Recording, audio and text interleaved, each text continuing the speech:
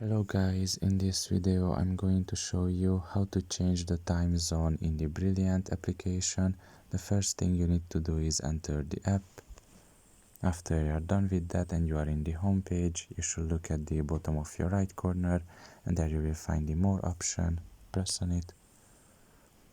And here in this page you can just scroll down a little bit and you will find here the time zone option. Press on it.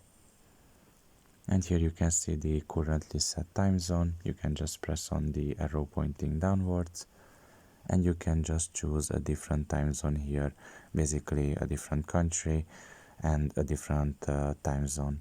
You can just press on it and you can see the time zone that you have selected and press save time zone. And after that the time zone will be saved. So pretty much this is all about it. I hope this video was helpful to you. Thank you for listening and see you next time. Bye bye.